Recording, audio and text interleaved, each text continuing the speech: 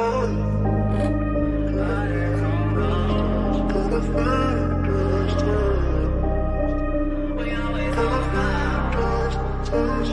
keep a Bible in my pocket when I'm riding around. I keep a pistol by my side when I'm touching down. Don't want us to survive, wanna take us down, but I'm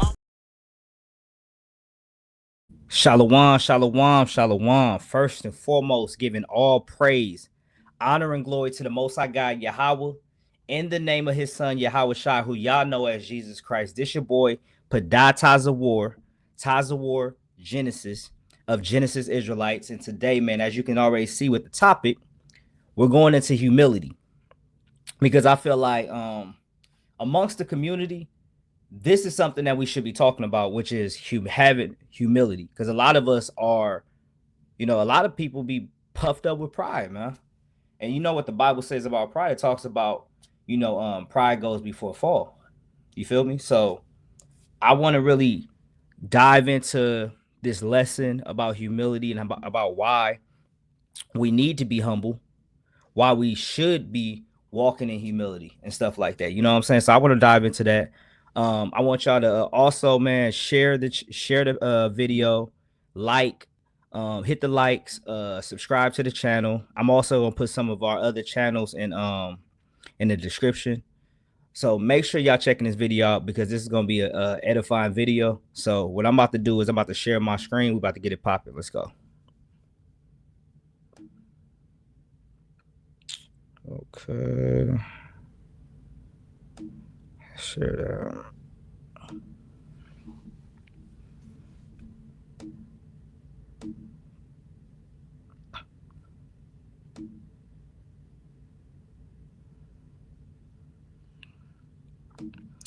All right, let's get it. So the first thing I'm gonna look at right now when we deal with humility, we about to look at the etymology of humility. So when you look at the etymology of the word humility, it says early 14th century quality of being humble. From Old French humanite, humility, modesty, sweetness. It says modern French humanite. From Latin humilitatum, nominative humilitas. And then it says lowness. It says lowness, small stature, insignificance, baseness, littleness of mind. In church Latin, meekness, from humilius, lowly, humble, literally on the ground. From humus, earth. From pi root, and then it says I can't say that word, but it says earth.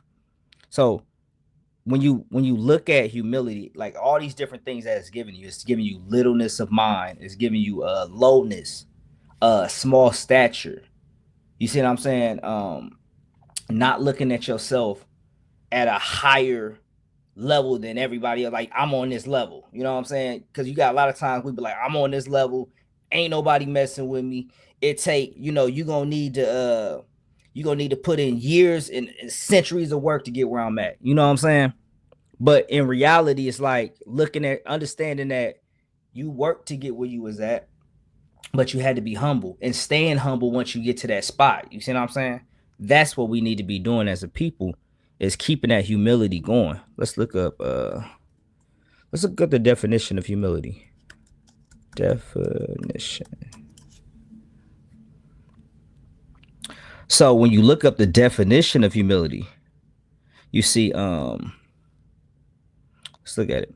It says a modest or low view of one's own importance, humbleness.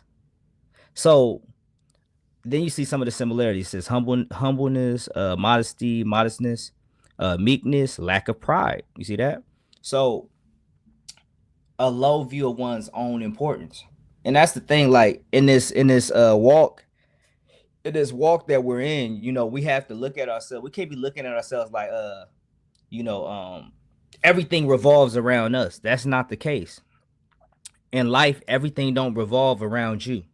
You feel me?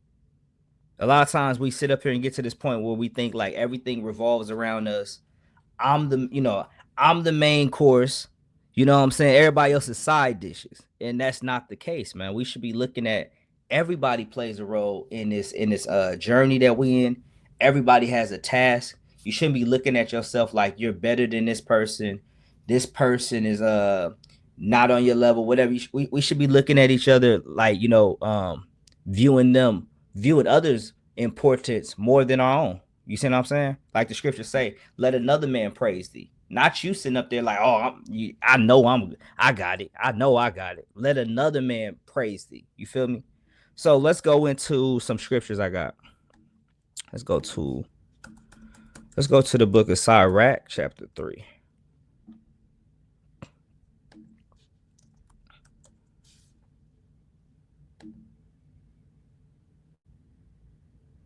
Okay, so when we read the book of Sirach, chapter 3, I want to read verse 18. It says, the greater thou art, the more humble thyself, and thou shalt find favor before the Lord.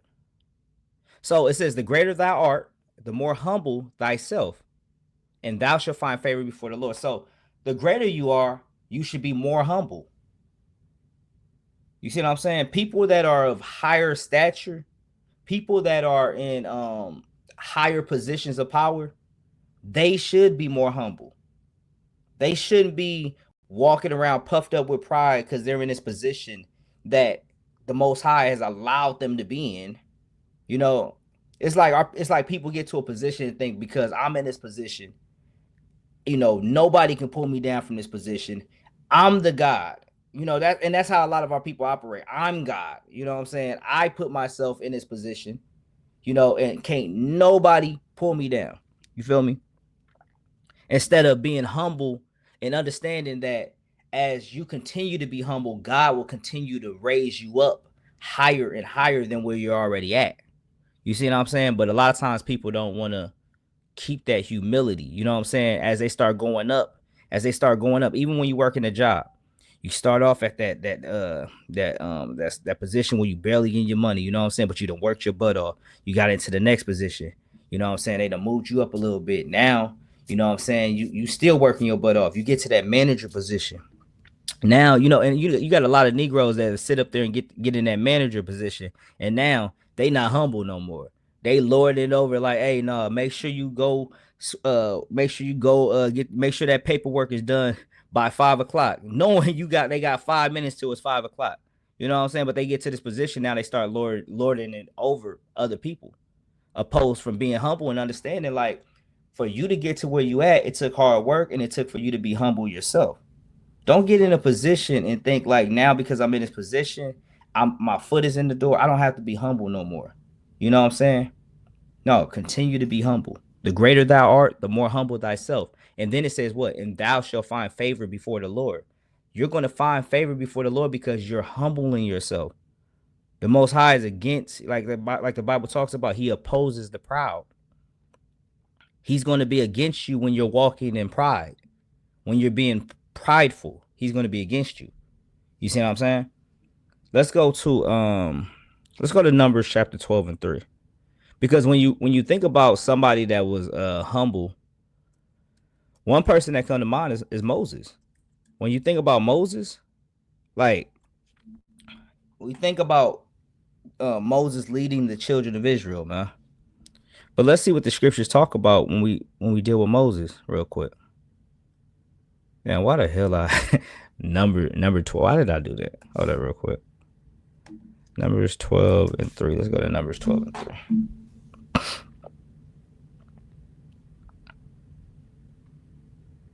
Okay. So this is the book of Numbers chapter 12 and 3. And I'm gonna read. Let's look at it in the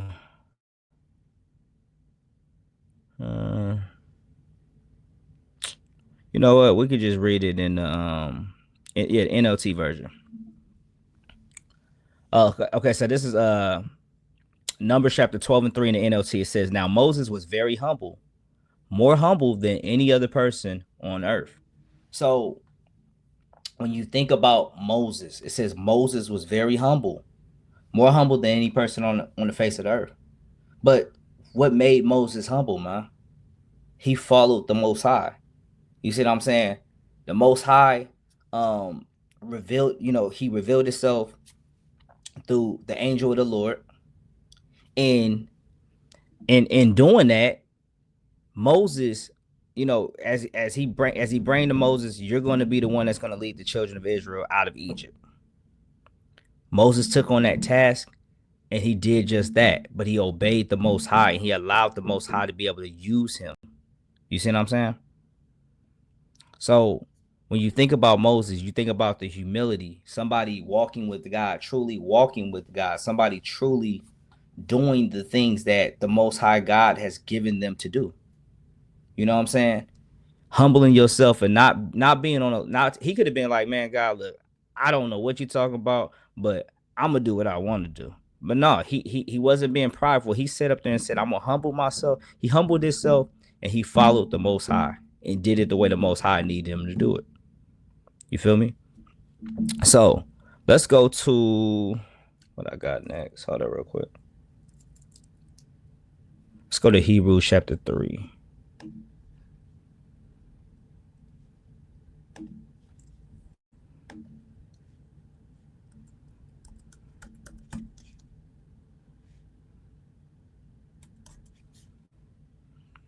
Dang, I said Numbers 3. I meant Hebrews.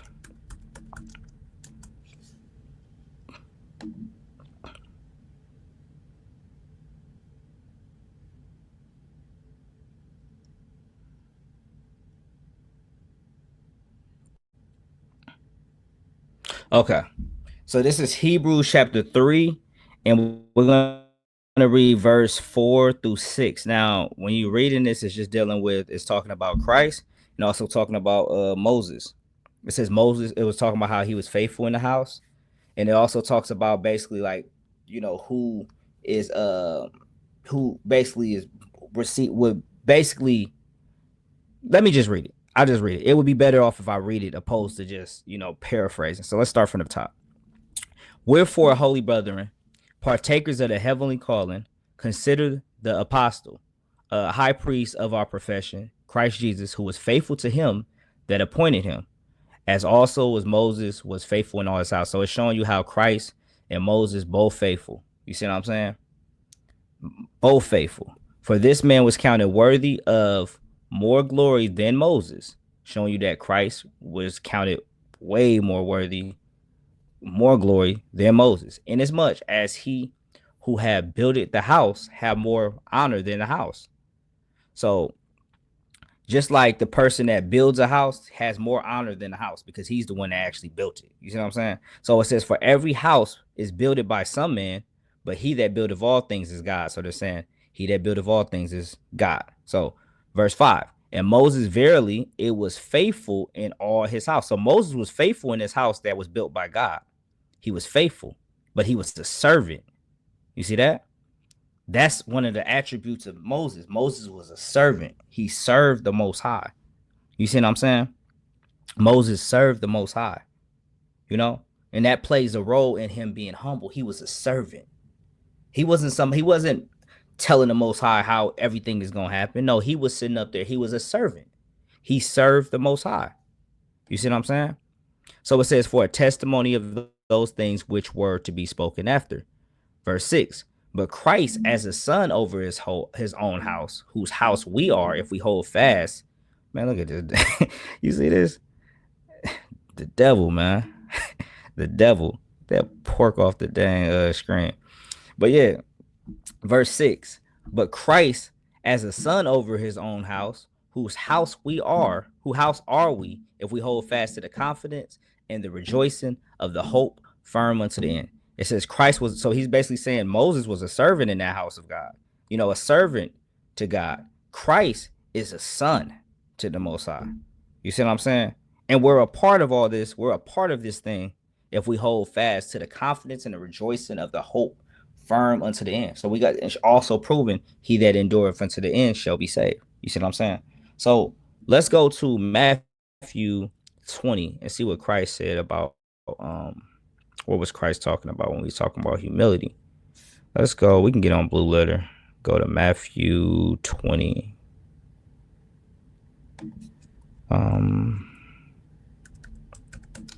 Matthew 20.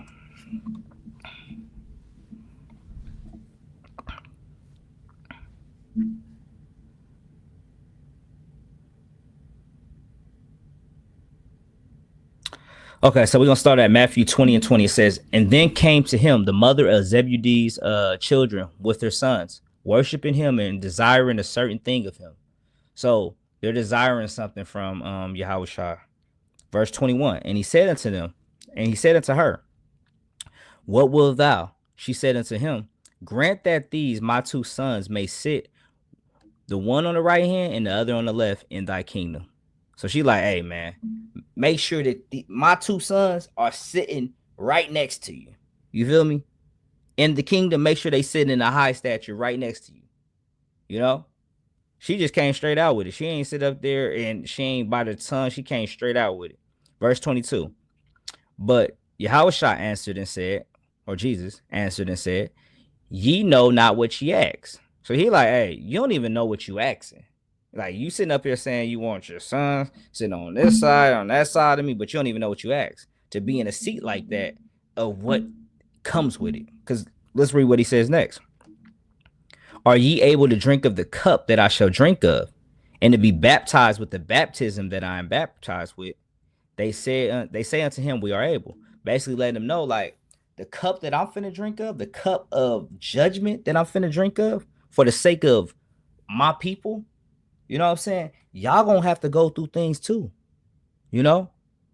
Are you ready to be baptized with the baptism that I am baptized with? You know? Hold up real quick. Hold up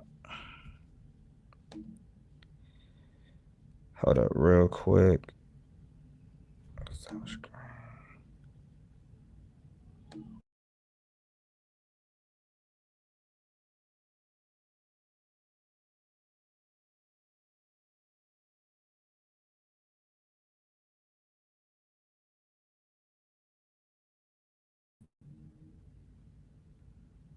Okay, we good. We good. Let me hold up real quick. Let me share my screen again. My bad.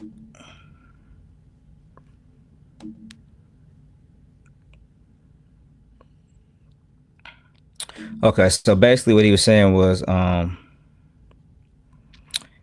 he was basically saying, are you able to drink of the cup that I shall drink of, and to be baptized with the baptism I am baptized with? So they say unto him, we are able. And let's see what he said, verse 23. And he said unto them, ye shall drink indeed of my cup and be baptized with the baptism that I am baptized with, but to sit on my right hand and on my left, and not mine to give, but it shall be given to them for whom it is prepared of my Father. So he's like, he letting them know, like, look, you are going to drink of the cup and be baptized with the baptism that I'm baptized with. You're going to go through the fiery trials that's going to come with you serving me. But to sit on my right hand and on my left, it's not mine to give, but it shall be given to them for whom it is prepared of my Father. You see what I'm saying? It's going to be given to them who the Father has prepared for to receive, to be able to receive the spot in a position of sitting on the right hand, on the left. It's not for him to give it. You see what I'm saying? Verse 24. And when the 10 heard it, they were moved with indignation against the two brothers. So the other 10 disciples are looking at it like, hey, bro, this is crazy that they're sitting up here saying this, man. Like they looking at him with indignation, like, you selfish, you selfish Negroes. You know? That's how they looking at it. But notice verse 25. But Jesus called unto him and said, ye know that the princes of the Gentiles exercise dominion over them, and they that are great exercise authority upon them. So he letting them know, like, hey, you know that the princes of the Gentiles, the other nations, they exercise dominion over people, you know, and they that are great, they exercise authority upon them.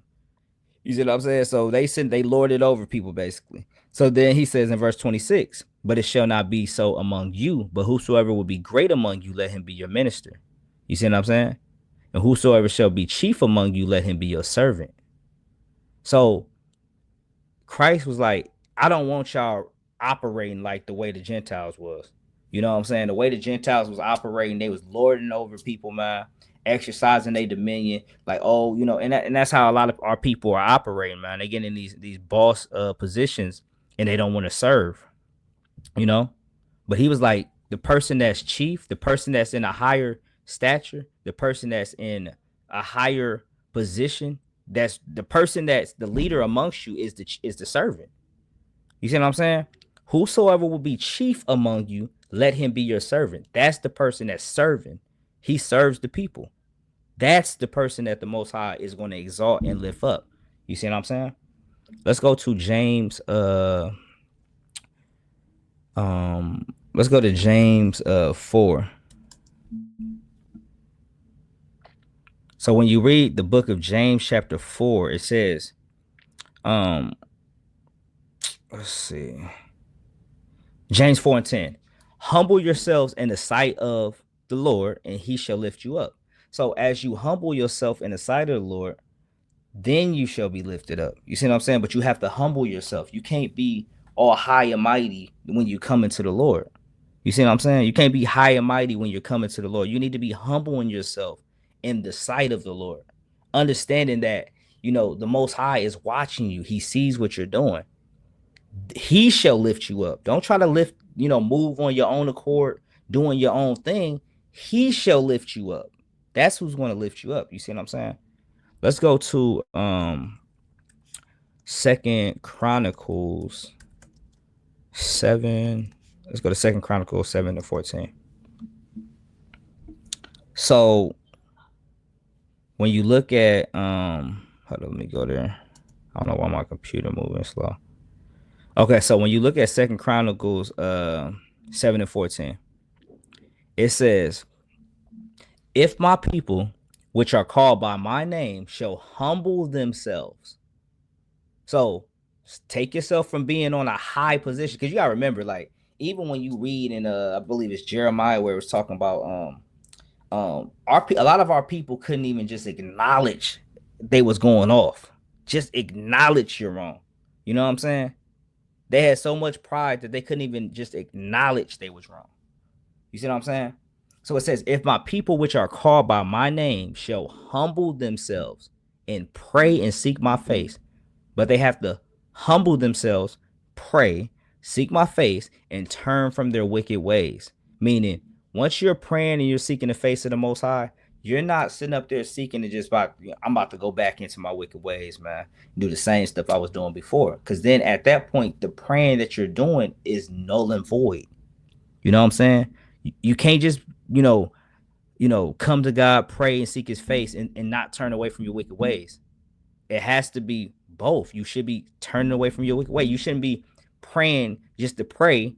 You know what I'm saying? It should be action that follows your prayers.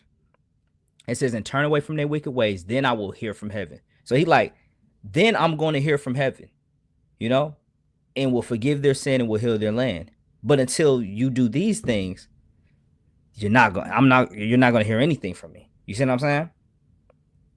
Because you have to humble yourself. But a part of humbling yourself is praying, seeking the face of the Most High, and turning from your wicked ways. Now, let's go to Proverbs 11:2. Proverbs 11:2. Let's go there. We're going to look at it in different translations too. So let's go to Proverbs 11:2.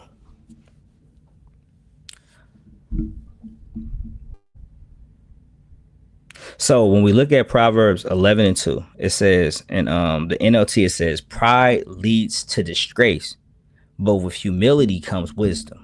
You see that? Pride is going to lead you to disgrace. You see what I'm saying? But humility comes wisdom. So which out of these two, which one would you rather follow? Which path would you rather follow? The path that's going to lead to wisdom.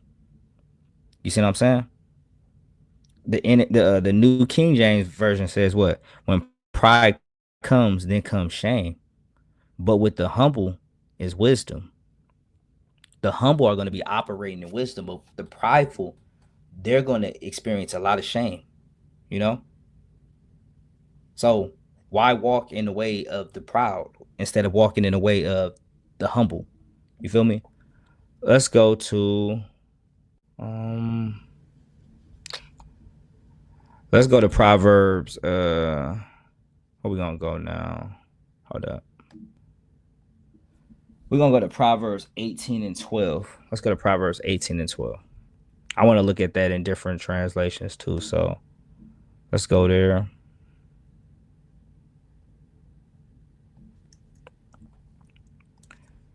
Proverbs 18 and 12.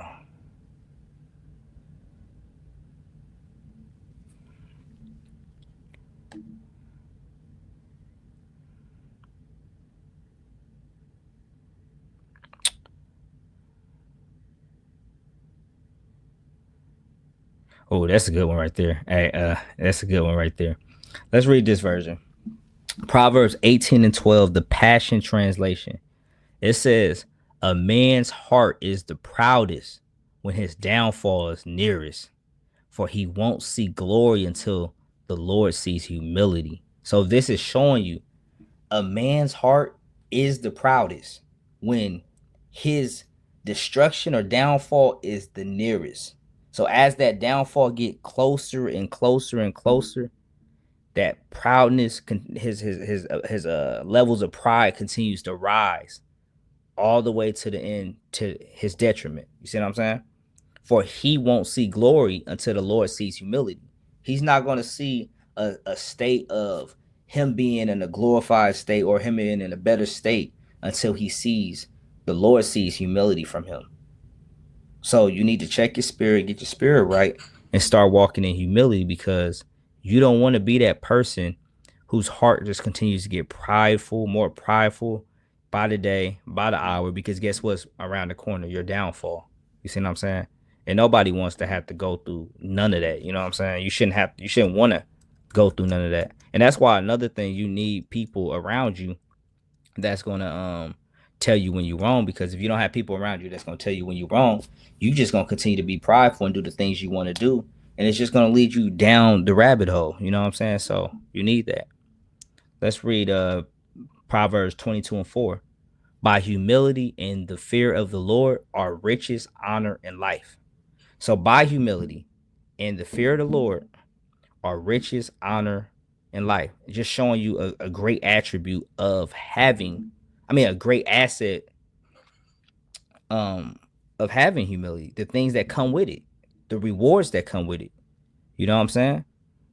Are we talking about you're gonna have all the money in the world? No. But I'm just saying, like, riches, like there's much more things in life to have. You know what I'm saying?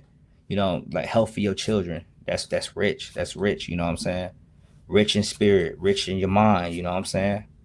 You know, you have honor, you have life, huh? You know, by humility and the fear of the Lord. You see what I'm saying? So let's go to Sirach chapter. Let's go to Sirach 10. Sirach 10. Let's look at the GNT real quick. Sirach 10 in the GNT. So when you read Sirach 10, and we're going to start at 12.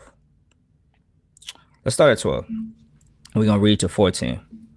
Pride has its beginning when a person abandons the Lord, his maker. So the beginning of a person walking in pride is when he abandons the Lord.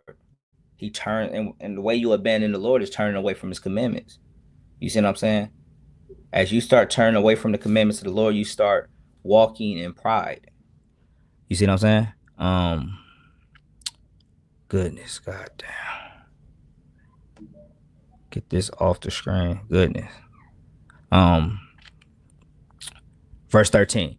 Pride is like a fountain pouring out sin. So pride is like a fountain that's pouring out sin.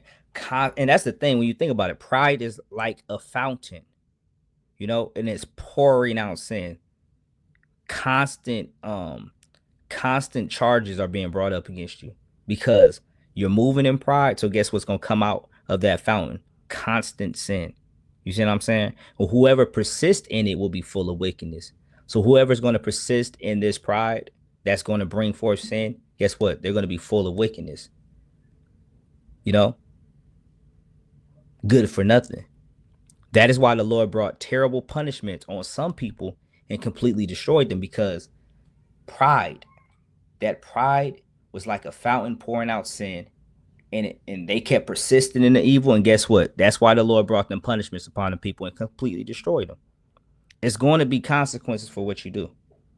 Verse 14, the Lord has overthrown kings and put humbler people in their place. The Lord has overthrown them. People that were kings that were prideful, guess what? He put people that was going to be more humble in their place. And I say this to say that. I say that to say this. Let me exit out of this because this is basically the end of my lesson. But let me stop sharing my screen. So what I'm saying, I say that to say this. Be humble. Definitely be humble, because you don't want the Most High to take your spot and give it to somebody else. You feel me? So I'm going to close out and give all praise, honor, and glory to the Most High God, Yahweh, in the name of his son. In the name of his son, Yahweh Shai, who you know as Jesus Christ. This your boy, Tazawar Genesis, Padat Tazawar. Shalom.